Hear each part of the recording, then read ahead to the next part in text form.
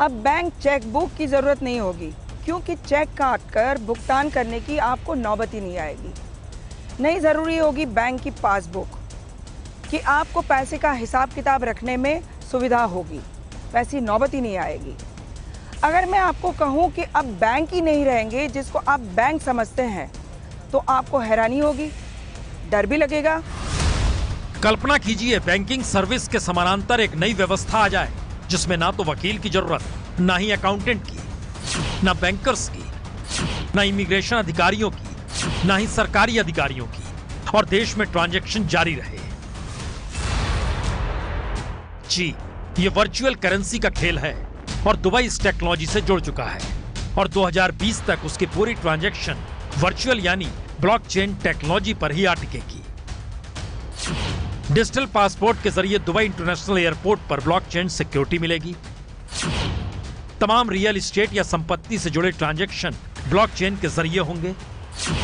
किराए से लेकर टेलीकॉम बिल तक आप ब्लॉकचेन के जरिए जमा कर पाएंगे। और अक्टूबर में तो दुबई ने अपने नागरिकों के लिए क्रिप्टो करेंसी जारी की, जो ई कैश यानी डिजिटल कैश है। क्रिप्टो करेंसी का मतलब है ट्रांजैक्शन के लिए कोई मिडिलमैन नहीं चाहिए।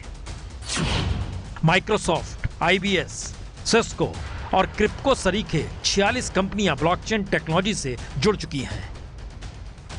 और अब असल सवाल है कि आखिर इसकी जरूरत दुबई को ही क्यों पड़ी, और क्या भारत भी आने वाले वक्त में इसी रास्ते पर जाने की तैयारी कर रहा है। दुबई का कहना है उसने तकरीबन 1 करोड़ दस्तावेजों को ब्लॉकचेन टेक्नोलॉजी में डाल दिया है, जिससे दुबई ने 2.5 करोड़ लोगों के काम के घंटे बचा लिए और $1.5 मिलियन टैक्स भी बचा लिया। और दुबई के डायरेक्टर जनरल डॉक्टर आयशा बिन बिशर के मुताबिक उनका मिशन है दुबई दुनिया में सबसे अलग हो, एक लिहाज से हैप्पीएस्ट सिटी ऑफ अर्थ हो, जहां कोई कागजी काम ना हो तो फिर फ्रॉड भी ना हो। और दुबई का टारगेट 2020 का है, और भारत भी क्या 2020 तक इस दिशा में बड़े पैमाने पर बढ़ना चाहता है। ब्लॉकचेन का मतलब साफ है, ना ही रहेगी बैंक, ना ही रहेंगे बैंकर, ना ही रहेंगे मिडलमैन जो आपको ट्रांजैक्शन में मदद करते हैं। यानी एक ऐसी वर्चुअल व्यवस्था जिसमें बागडोर होगी सरकार के हाथ में, वही रखेगी आपके पाए पैसे का हिसाब। बैंकर गायब यानी रोजगार गायब। तो आखिरी सवाल यही है, क्या यह भारत जैसे लोकतांत्रिक देश में संभव है, या फिर भारत भी इसकी तैयारी कर रहा है और आने वाले वक्त में कोई मिडिल मैनेजमेंट जॉब रहेगी नहीं। यह सिर्फ एक सवाल है, पर इसकी गंभीरता इससे भी समझी जा सकती है अगर भारत में असमानता चरम पर है, हालातों ने 1921 वाली स्थिति को पकड़ लिया है, तो फिर कई थ्योरियां हैं। मसलन असमानता बढ़ेगी तो समाज में असंतोष बढ़ेगा।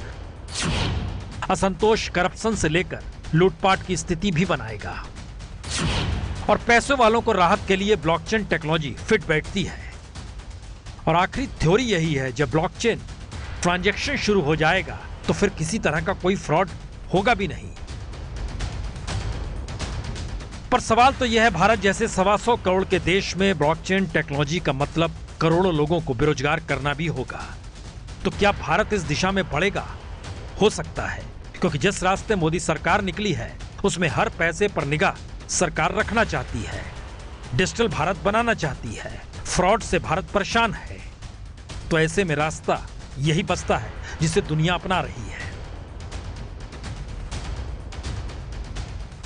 ये है ABP न्यूज, आपको रखे आगे।